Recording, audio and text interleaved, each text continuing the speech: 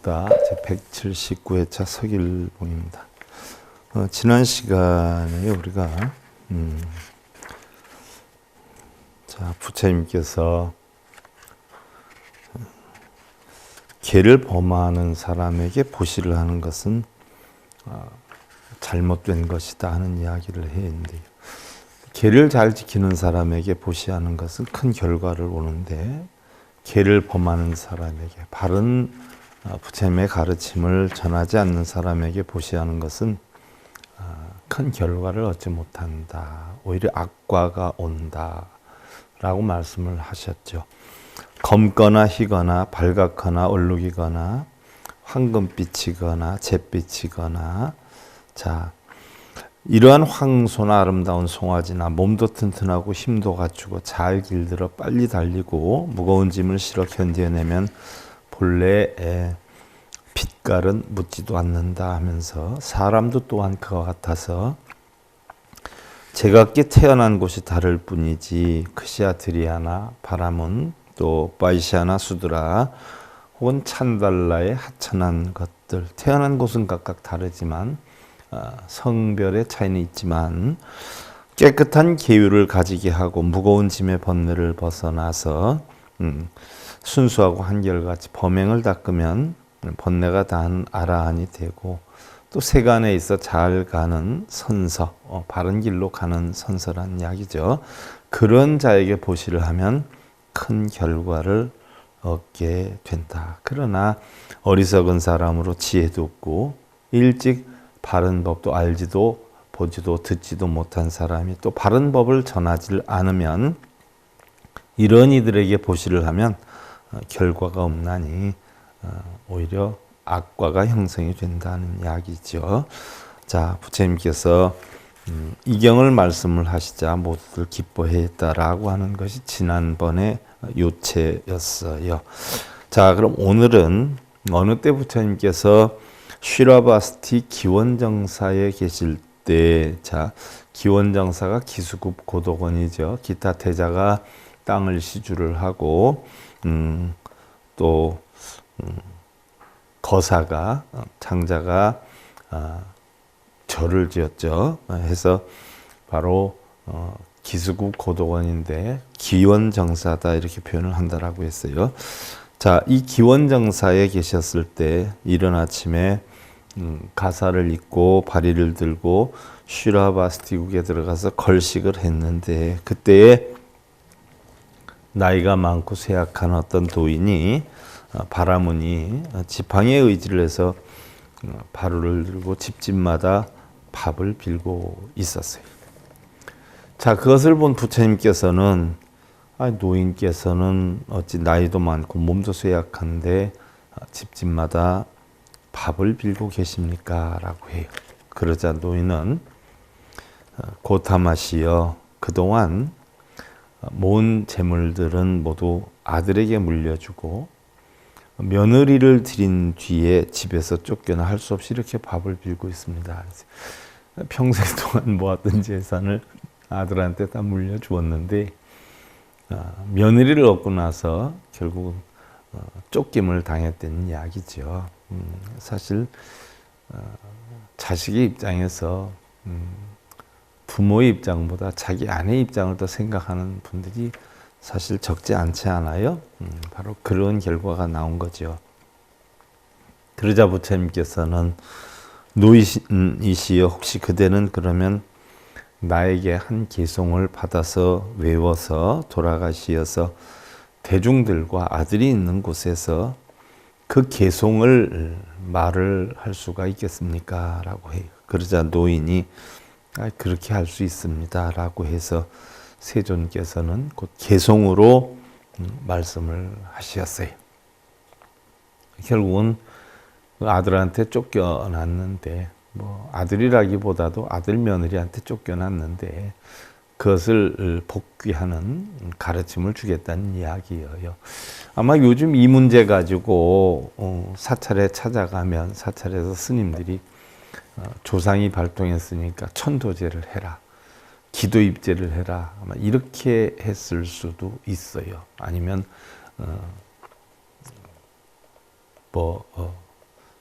신묘장구 대단한 일을 몇 번 읽어라. 광명진언은 몇 번 읽어라. 이렇게 했을 수가 있어요. 요즘은 뭐 절에 가서 질문을 하면 거의 대부분이 천도제 지내라 이렇게 얘기하잖아요. 근데 부처님은 단 한 번도 기도해라, 천도제 지내라, 독경사경해라, 절해라, 빌어라 이런 거 단 한 번도 가르치신 일이 없어요. 근데 그렇게 하는 불교가 어디서 나왔는지 이제 이해가 안 가죠. 자, 부처님이 그 노인의 억울함을 듣고는 그 억울함을 푸는 방법을 가르쳐 주신 거예요. 이것을 갖다 방편이라고 우리가 하지요. 아들을 낳아서는 마음이 기뻤었고 아들을 위해서 재물을 모았으며, 그죠? 아들을 위해서 재물을 모은 거 아니에요. 아들 굶길까 봐. 아들을 위해서 며느리를 드렸는데, 그렇죠. 나는 모든 것 다 버리고 쫓겨 나왔네. 어떤 시골의 불량한 아들은 그 아버지의 뜻을 등지고 사람 얼굴에 나찰의 마음, 그는 늙은 아비를 버렸느니라. 늙은 말이라 쓸데가 없다 해서 곧 보리껍질 먹이까지 다 빼앗겼나니 아비는 늙고 병들어 쇠약하여서 집집마다 다니면서 밥을 빌었네. 아들은 결코 귀히 여겨 사랑할 것이 아니요 오히려 구부러진 지팡이가 제일이로다. 아들 믿을 거 없이 지팡이에 의존을 하게 됐다는 이야기죠. 나를 위해 사나운 소 마가도 주고 지팡이가 또 험한 곳을 면하여 편안하게 해주네. 사나운 개도 물리쳐주고 어두운 곳에서는 나를 붙들며 깊은 구덩이나 빈 우물이나 풀이나 나무나 가시밭길 피하여 지팡이의 위력을 의지하기 때문에 꼿꼿하게 서서 넘어지지 않는구나. 자식이 지팡이만 못하다는 이야기죠. 뭔가 가슴이 좀 짠해오는 느낌이에요. 과연 우리들은 부모님께 어떻게 했는가 생각해보면 저 역시 굉장히 많은 후환이 밀려오네요. 자, 이때 바라무는 세존에게 이 개송을 받은 뒤에 대중 가운데로 돌아가서 대중들과 그 아들에게 말을 해했어요. 자, 내 말들 좀 들어보시오 하고는 부처님께서 말씀하셨던 개송의 내용을 쭉 이야기를 해요. 그러자 그 아들이 부끄러움에 아버지를 모시고 얼른 들어가서 목욕을 시키고 몸을 보살핀 뒤에 다시 집주인으로 아버님을 모셔서 섬겼다 하는 이야기인데요. 그 노인 바라문이 이러한 것은 모두 다 저 고타마 사문의 덕이다. 자, 우리 경전에 보면 베다성전이죠. 그 당시에는 베다성전. 스승을 위해서는 스승다이 공양을 올리고 스님을 위해서는 스님다이 공양을 하라 했는데 이제부터 고타마 사무는 나의 스승이니 가장 훌륭하고 묘한 옷으로 공양을 올리리라 하는 생각을 하고는 곧 공양물을 준비를 해서 세존이 계시는 곳으로 가서 인사를 드려요. 고타마 사문이시여, 저는 이제 사문의 덕으로 집에서 편안하게 지내게 되었습니다. 이제 밥을 안 빌려 다녀도 된다는 이야기지요. 고타마님을 스승으로 섬기어서 공양을 올리고자 하니 저의 작은 성의를 생각하시어서 이 공양물을 받아주시면 그 은혜 한량이 없을 것 같습니다. 하고 공양물을 올리자 세존께서는 그의 정성을 갸륵하게 여기시고 그 공양물을 받으시고는 여러 가지의 법문을 하셨어요. 그러자 그는 한없이 기쁜 마음으로 듣고는 예배하고 물러났다라고 있는데 부처님은 이렇게 중생들의 근기에 맞는 가르침으로 중생들에게 평안함을 이끌어 주셨죠. 이게 부처님의 가르침인데 굉장히 안타까워요. 우리나라 현재 불교에서도 사실은 바른 진리를 전해서 중생들이 바르게 평안함을 얻게 하는 게 부처님 가르침인데 목적이 어디에 있는지 맨날 돈 생기는 일만 시키고 있지 않아요? 그러니까 달라이라마 존자도 우리나라 불교에 대해서 한 말씀 하신 일이 있죠, 얼마 전에. 한국 불교가 사실은 기도하고 절하고 비는 것 이제 그만하고 반야심경 한 구절이라도 사실 부처님의 가르침을 바르게 전하는 이런 불교를 봉해했으면 좋겠다라고 하는 말씀을 했는데, 그게 아무것도 아닌 것 같지만 어마어마하게 많은 의미가 담겨져 있는 것이지요. 자, 또한 어느 때 부처님께서 스라바스티 제타숲에 계시었어요. 그때 대중 가운데는 조그만 다투는 일이 있었는데 세존께서는 모든 비구들을 야단치기 위해서 이른 아침에 가사를 입고 바리를 가지고 성으로 들어가서 걸식을 하시고선, 그래서 아침 공양을 마치고 이제 한 말씀 하시려고 일찍 서둘러서 탁발을 나가신 거지요. 공양을 마치고 돌아와서 가사와 발을 두고 발을 씻으시고 안타숲의 한 나무 밑에 이르셔서 혼자 고요히 생각에 잠겼어요. 대중들 가운데는 작은 다툼이 적지 않다. 부처님도 상당히 번뇌를 많이 하고 고민을 많이 했어요. 당신 일을 가지고 고민을 하셨다라기보다는 대중들을, 제자들을 바르게 이끌기 위한 고민이에요. 뭐 일례를 하나 들어서 탐욕을 버려라라고 했지만 부처님은 중생구제나 제자들을 바르게 가지기 위한 탐욕은 엄청 많으셨죠. 누구도 따라올 수 없을 정도로 탐욕이 많았어요. 어떻게 보면 탐욕심을 버려라라고 했지만 중생구제를 위한, 제자들이 이끌기 위한 탐욕은 바로 탐욕이 아니다라고 생각하셨기 때문인 거죠. 대중들을 위해 꾸짖음을 주어야 하는데 출가한 지 얼마 되지 않는 젊은 비구들이 많아서 아직 큰 가르침을 받지 못해서 뉘우치는 마음을 내는 것이 쉽지 않을 것이리라. 그러나 그들을 위해서는 어떻게든 바르게 가르쳐서 이끌어야 하지 않겠는가 하고는 제타숲 동산에 자리를 잡고 모든 비구들을 모이라라고 하셨어요. 그리고 말씀을 하셨어요. 출가자는 하천하게 생활을 하나니 머리를 깎고 바리를 들고 집집마다 걸식을 하느니라. 혹여 사람들에게 천대를 받는다 해도 그렇게 하는 까닭은 훌륭한 이치를 구하기 위해서니, 즉 생로병사의 근심 걱정 슬픔이나 번민이나 괴로움을 건너기 위함인 것이니라. 모든 착한 비구들이여, 그대들은 왕이나 도적이 시킨 일도 아니고 빚진 사람도 아니고 두려움 때문도 아니고 생활이 궁핍해서 나온 것도 아니니라. 바로 생로병사의 근심 걱정 슬픔 번민 괴로움을 건너서 해탈하기 위해서 출가를 한 것이니라. 그러자 비구들은 그라옵니다 세존이시여 라고 했어요. 부처님께서는 다시 비구들에게 말씀을 하셨죠. 그대들은 이러한 훌륭한 이치를 알기 위해 출가를 했는데 어떻게 그러한 비구들 가운데에서 어리석은 마음으로 탐욕을 일으키고 집착에 물들어서 성내고 사나우며 게으르고 못나서 생각을 잃고는 안정을 하지 못하고 모든 근, 안입이 설신이죠. 육근이죠. 어떻게 모든 근을 어지럽게 할 수가 있겠는가?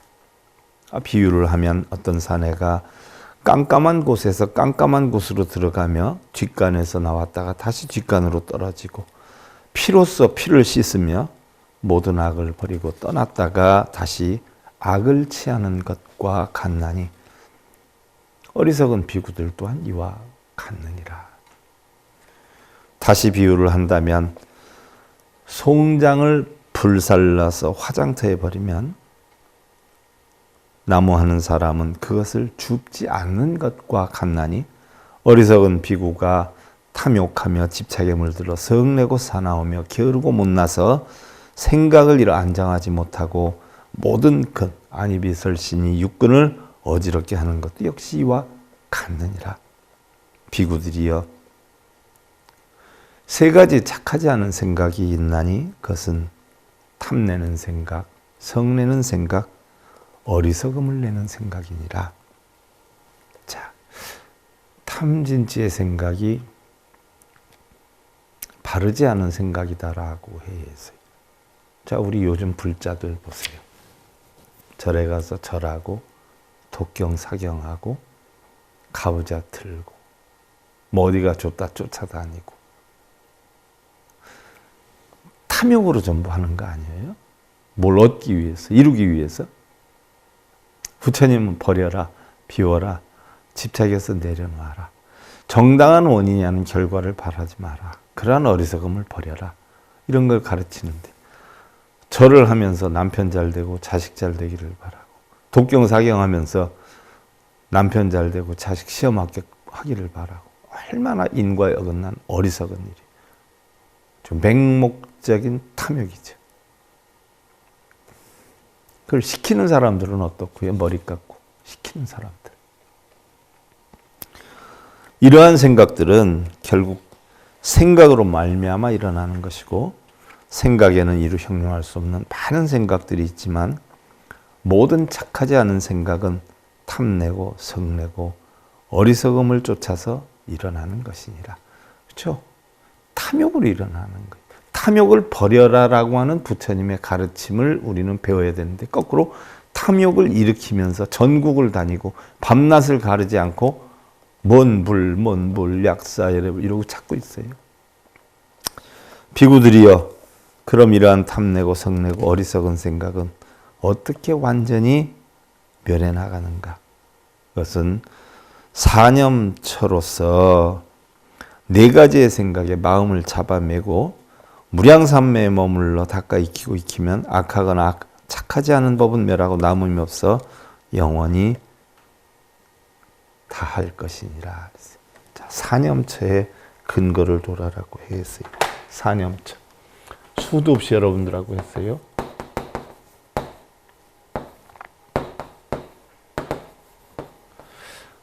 몸은 부정하다. 감각은 고통이다.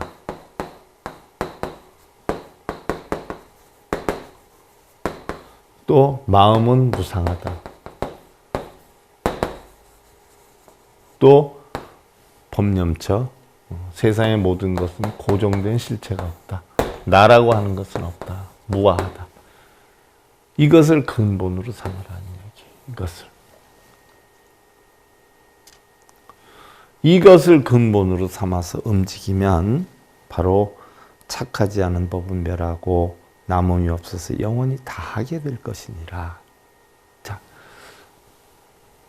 몸으로 인해서 가꾸려고 하고 편안하려고 하고 하다 보니까 결국 뭐예요? 깨끗함을 만들려고 하니까 몸은 부정하다는 것을 관해라 그랬어요. 받는 거, 좋은 거, 행복, 누리려고 하는 거, 이거 다 고통이다는 얘기. 마음은 항상 변하는 것이다. 어제는 좋았는데 오늘은 좋았는데 내일은 나쁠 수도 있다. 오늘 좋다 해서 내일까지 좋으리라는 보장이 없다. 인정해라. 법, 세상의 모든 것은 고정된 실체가 없다. 변해가는 것이다 하는 이야기죠. 이것을 인정해라는 이야기. 바로 이러한 법으로서 올바른 수행자는 감노문에 머물러서 완전한 감노열반에 이르게 되겠지만, 나는 이러한 감노열반에 대해서 첫째는 명이 몸이다. 둘째는 명과 몸은 다르다. 셋째는 물질은 곧 나로서 둘도 없고 다름도 없고 영원히 변하지 않는다는 올바르지 않은 세 가지 소견에 의지하는 자에게는 말하지 않을 것이니라. 얘도 부처님이 자비로우기 때문에 어떠한 범죄를 저지르고 행을 해도 부처님은 다 받아주고 이해하는 걸로 잘못 알고 있는 분들이 엄청 많아요. 자칫 우리 불교의 자비다 하는 것은 도둑놈이 담을 넘어가는데 잘 다녀오십시오. 이게 자비가 아니에요. 우리 자비는 나쁜 것은 목숨을 걸고라도 못하게 하고, 좋은 것은 격려하고 칭찬을 해서 더욱 증장을 시키는 게 자비지, 도둑질하고 나쁜 마음 먹은 사람한테도 그냥 편안한 마음 가지세요. 이건 자비가 아니에요. 공범이지. 부처님의 자비도 그렇죠. 우리의 목숨 몸이다. 우리의 목숨은 또 몸은 다르다. 물질은 나다. 또한 나도 아니고 둘도 아니고 영원히 변하지 않는다라고 하는 이러한 집착에 빠져 있는 자들에게는 바로 부처님은 법문을 설하지 않을 것이니라라고 했어요. 부처님이 가장 강조하셨던 게 지금 우리나라 불교에서 제일 많이 행해지는 게 빌고 기도하고 염불하고 독경하고 절하고 하는 거 아니에요? 근데 부처님은 그러한 자들에게는 법문을 하지 않는다라고 했고 제자들에게도 그러한 자들에게는 법문을 하지 말으라라고 했어요. 왜? 부처님의 진리를 잘못 오염시킬 수가 있기 때문에. 부처님의 진리는 모든 걸 비우고 버리라는 거예요. 집착을 없애라는 거예요. 근데 요즘 절에 다니는 사람들은 자기 원하는 걸 이루기 위한 집착으로 탐심으로 다니고 있어요. 뭐 수능 기도 합격이라든지 남편 사업 성공이라든지 공무원 시험 합격이라든지 그런 거 빌려 다니지 않아요? 부처님 가르치면 그런 게 없어요. 그러니 그런 거 하는 사람에게는 일체 부처님 법문하지 않는다라고 했고 또 그런 자들에게는 제자들에게 법문하지 말라라고 했어요. 그러나 지혜로운 제자는 이렇게 생각을 할 것이니라. 내가 만약 물질을 취하면 물질 곧 죄와 허물이 되는 것이고 느낌이나 생각이나 지어감, 의식, 또 식, 수상행식의 작용이죠. 느낌, 수, 생각하는 거 상상, 상, 또 만드는 거 행, 또 의식, 식이죠.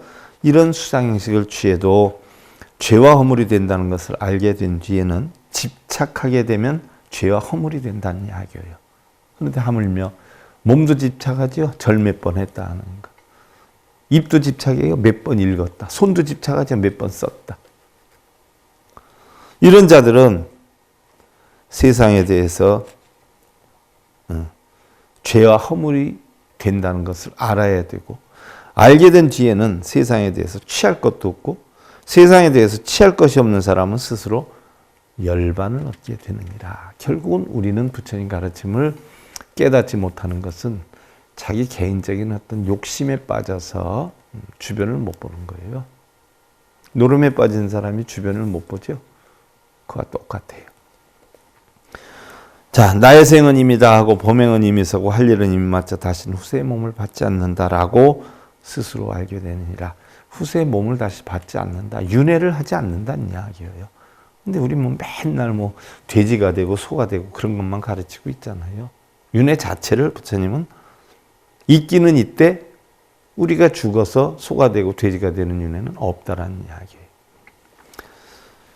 자, 그 다음에 이제 덧없다는 생각을 닦아 익혀라라고 했는데 여러분들 6권 38페이지에 있죠. 부처님께서 스라바스티 제타 숲에 계시면서 여러 비구들에게 말씀을 하셨어요. 비구들이요. 덧없다라고 하는 생각을 닦아 익히고 덧없다. 바로 뭐예요? 세상은 다 연기한다. 공하다는 이치죠. 이것을 반복하여 익히게 되면 등이 일체 욕심세계의 욕망, 요계죠. 형상세계의 욕망, 세계예요. 무형세계의 욕망, 무세계죠. 도만, 무명 등을 끊을 수가 있느니라. 아만. 자, 비유하면 농부가 늦여름 첫가을에 그 땅을 깊이 파고 깊이 갈고 꼴뚜기를 뽑고 풀을 매는 것과 같은 것이요. 사람이 풀을 벨 때에 손으로 그 끝을 잡아 들고 털어서 마른 것은 떨어버리고 그 긴 것만을 취하는 것과 같은 것이요.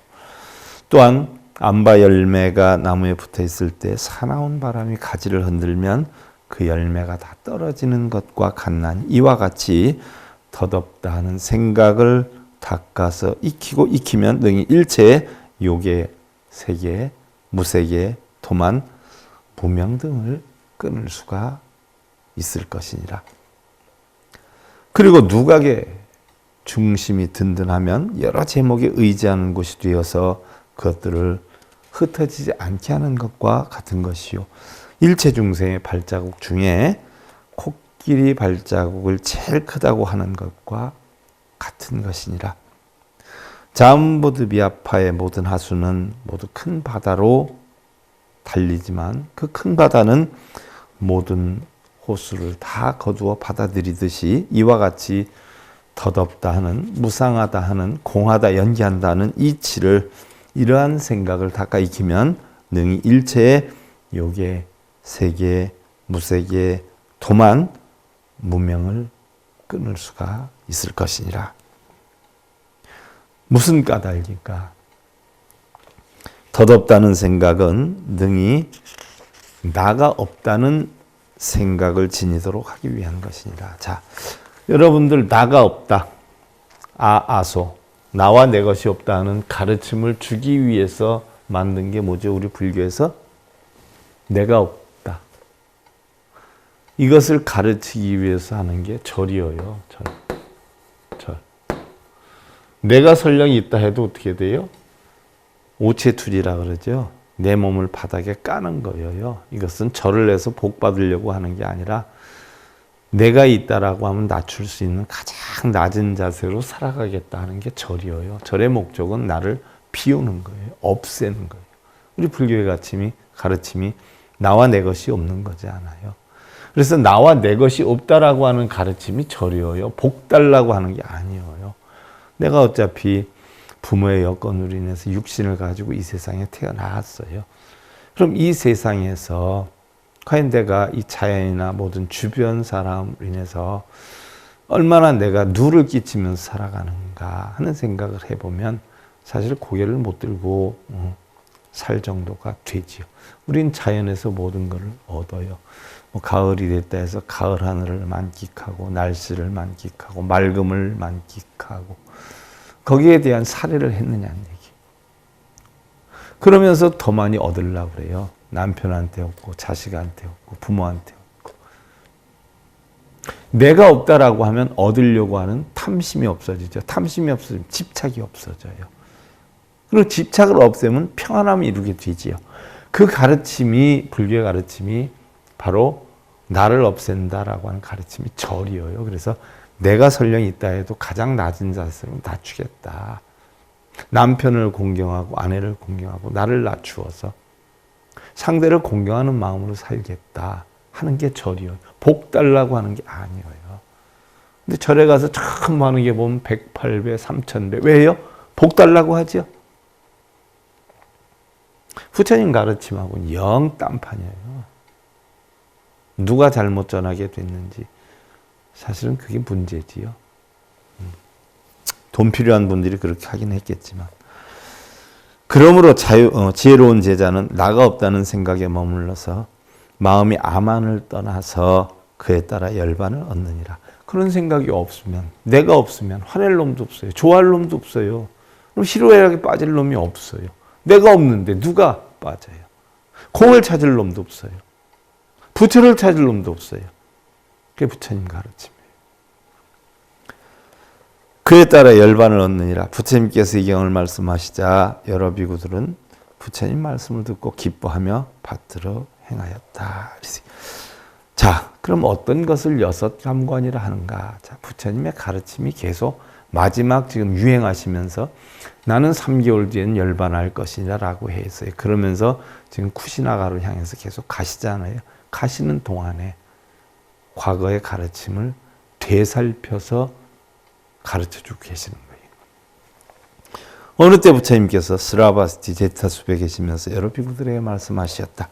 그들은 여섯 감관을 항복받지 않고 굳게 닫지 않으며 지켜 보호하지 않고 잡아가지지 않나니 닦아 익히지 아니하면 미래 세상에 반드시 괴로움을 받을 것이니라. 육근을 다스리는 거예요. 육근. 자, 우리 윤회를 왜 탐진치 때문에 한다라고 했죠. 탐진치로 인한 업으로 한다라고 했어요. 그래서 탐진치를 없애면 우리는 윤회를 없애요. 그리고 육근과 육경이 있는데 육경은 대상물이에요. 색성량 비촉법이죠. 그 대상물은 내 마음대로 바꿀 수가 없어요. 소리나 냄새나 맛이나 감촉이나 이치를 어떻게 절을 하면서 바꾸고 독경사를 하면서 바꿀 수 있어요? 그러니까 그건 내려놔라 했어요. 그럼 뭐를 다스리라 했냐?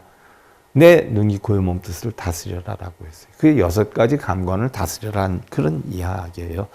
그래서 이 6감관을 항복받지 않고 굳게 닫지 않고 보호하지 않고 잡아 가지지 아니하고 닦아 익히지 아니하면 미래 세상에 반드시 괴로움을 받을 것이니라라고 했어요. 그러면 어떤 것을 6감관이라 하는가? 그것은 안, 이, 비, 설신이 6근을 이야기하느니라 그랬어요.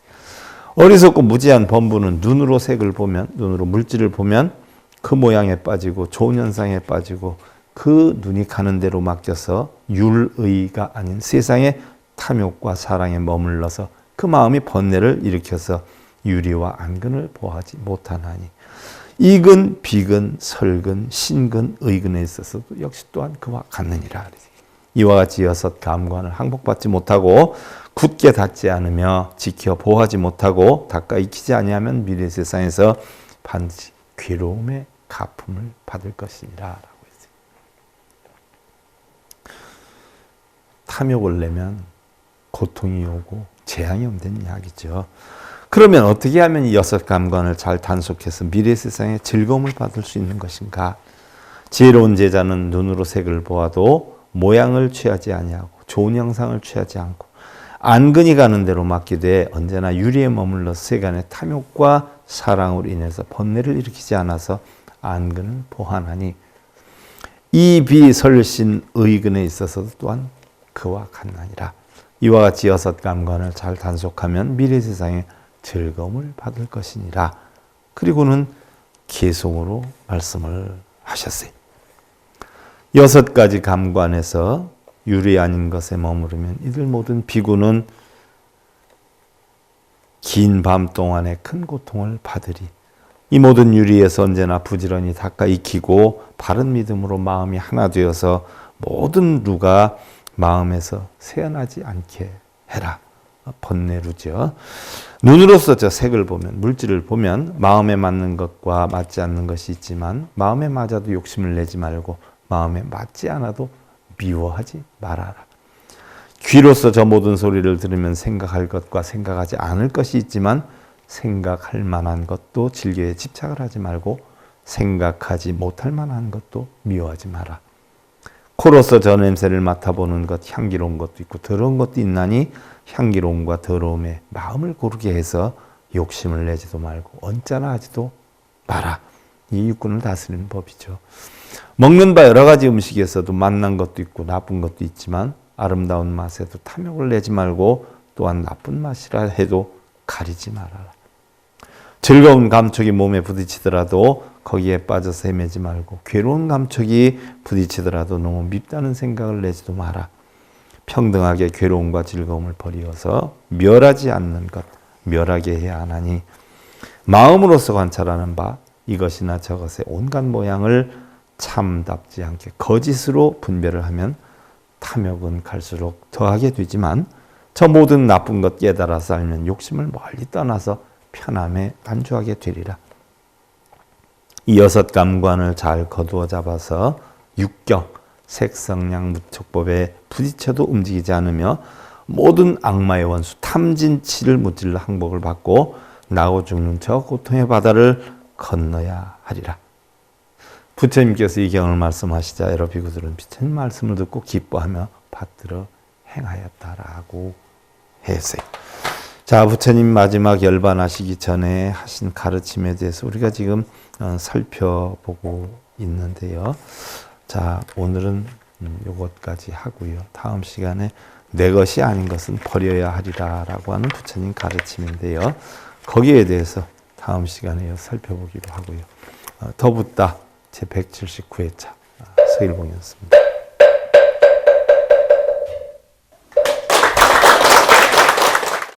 행복으로 가는 진검다리에 서길봉 스님이 여러분들을 초대합니다. SIB 불교교육대학에서는 더 듣다, 생활 속의 천수경,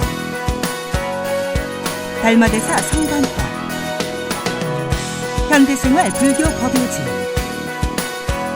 불교학 개론, 성찰스님 백일 법문 등을 비롯한 다른 불법, 다른 진리.